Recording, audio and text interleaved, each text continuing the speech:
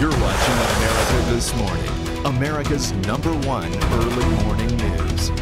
Good morning. I'm Marcy Gonzalez in for Diana Perez. And I'm John Muller. The latest deadly winter storm is on the move right now. Let's take a look at the radar. This system is huge, stretching from the deep south there up the Atlantic, mid-Atlantic states and into New England. Millions of people are affected. Schools closed, flights delayed, and for many, it is truly the winter of our discontent.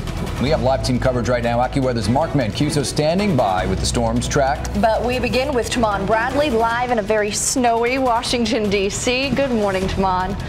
Marcy and John, good morning. The storm arrived here in the Northeast overnight. Here in Washington, D.C., we've been receiving about an inch or two every single hour of snow.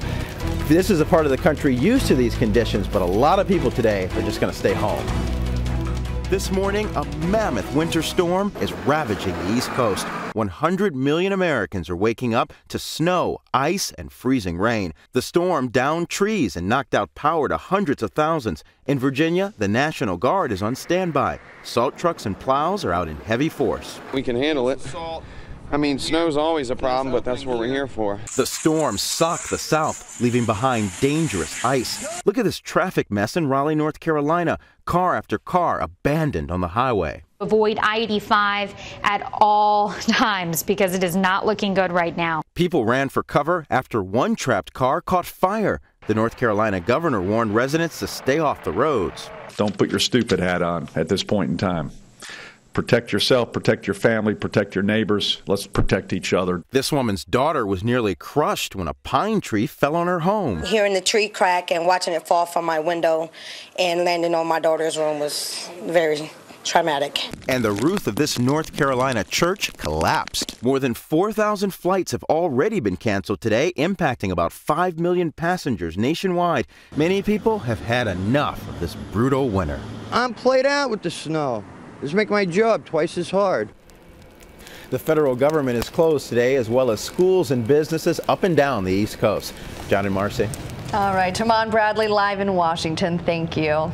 And just down the street from where Tahman is, another look at Washington. The White House, one of the few federal offices that will be open today in Washington.